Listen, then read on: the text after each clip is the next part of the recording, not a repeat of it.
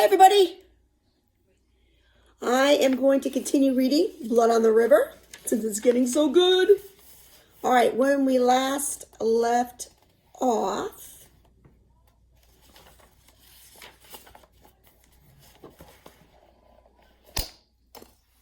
Captain Smith is left to go to see if he can make peace with the Powhatans after what some of the colonists did. Hopefully he'll be able to do that. And we're going to go on to chapter 24. Remember, there's only 27 chapters. Okay.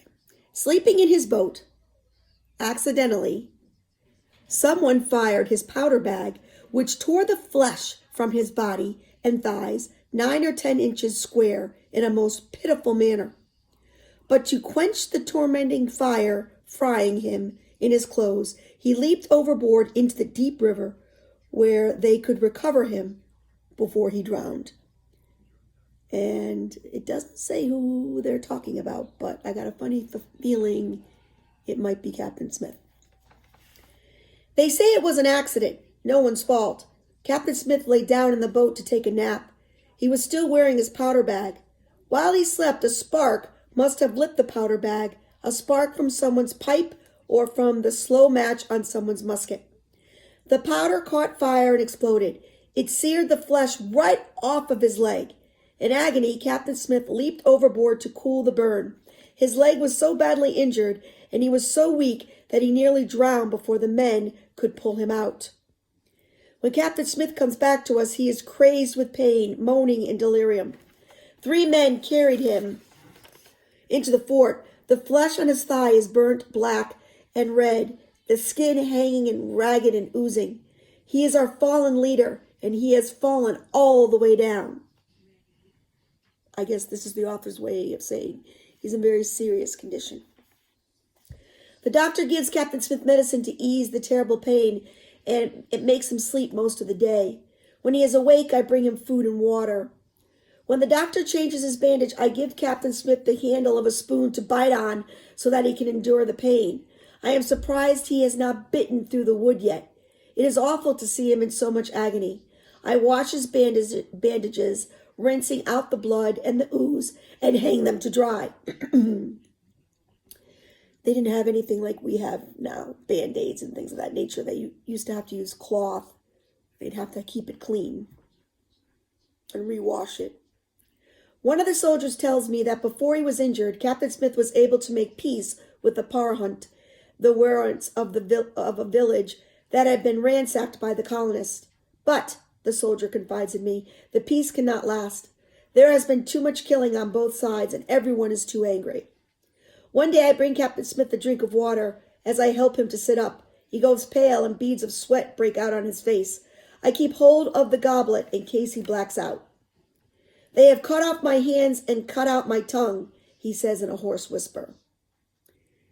What he means by that is that he's unable to do anything because of the condition that he's in.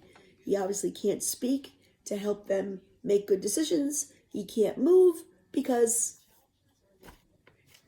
obviously his leg is severely wounded. I shake my head. I don't know if he's fully awake or in a delirium. I want to tell him he still has his hands and tongue, but sir, go get Richard, he says. I run down to the river where Richard is repairing fishnets. Richard, I call out, come quickly. He splashes through the water to meet me. I am panting, out of breath. What is it? Captain Smith, he asks. Yes, I mean, no, he has not died. He is saying strange things. He asked for you. We both run up the river bank to the fort. We enter the cabin quietly. Sir, we are both here, me and Richard, I say. Good, he says without opening his eyes. He takes a deep breath as if he's gathering his strength. They have taken away my power here, he says. I can no longer use my hands and my words to help the colony. There is nothing more I can do. I will return to England. His words hit me like a punch in my stomach. Return to England? Richard, he says, and Richard stands up straighter. You will accompany me to England. I saw how you cared for Reverend Hunt in his illness, and I know you will do the same for me. We will leave the next departing ship. Samuel, he says. He opens his eyes and turns his head to look at me. You are one of the few original settlers left alive. I chose you for a reason. I knew how hard it would be here in the New World, and that only the toughest and the strongest would survive. Reverend Hunt told me you were a fighter, full of anger and energy. I knew you would make a good settler, and you have.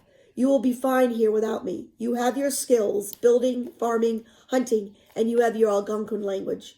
You will stay because the colony needs you. I release you from your servitude.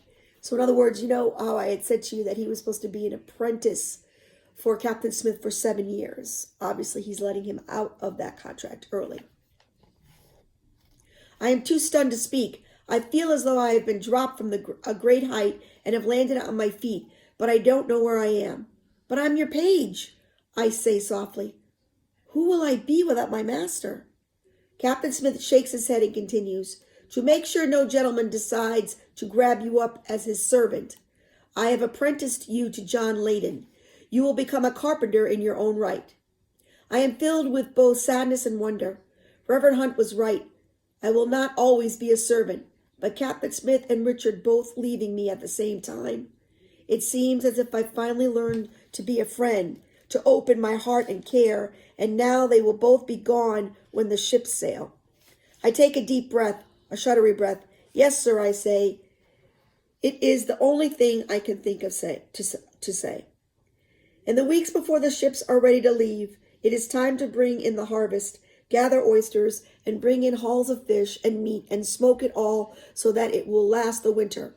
But without Captain Smith to lead us, the men shirk their work, and the gentlemen seem to have but one purpose in life, to make sure Captain Smith goes back to England as a man accused of many wrongs, rather than a hero who saved our colony from extinction. They spend their time gathered in meetings, making lists of accusations against him. They do not even realize that Captain Smith's last act, making peace with the Powhatan, has saved their skins for now. I feel as though there is a noose closing in around Jamestown, ready to strangle all of us here. Chief Powhatan is angry about the coronation fiasco. The new settlers have attacked Indian villages and made enemies where we used to have friends. We have too many settlers to feed, and yet hardly anyone is working to store food for the winter. Look at the way Samuel is thinking. He's thinking like a leader, like Captain Smith taught him. And we're about to lose Captain Smith. I can see why Captain Smith wants to take Richard with him. Truly, only the strongest and toughest will survive in this coming. I wonder if I have what it takes. There is one bright spot in all of this. Aunt Layden will soon have her baby. She is very happy to have other women here now, including a midwife, and the children to hold and admire as she waits for her own to arrive. A midwife is a woman who helps other women have their children. It will be the first child born in our colony. Anne says if it is a girl, she will name her Virginia. I have learned something important from Reverend Hunt. When I lose someone, I should not close my heart to everyone, but I should find someone else to fill the empty place. Captain Smith and Richard will soon leave, but I will still have my friends living nearby, Naugatuck, Katena, and Pocahontas. And here in Jamestown, Anne and John Layden are becoming like my new family.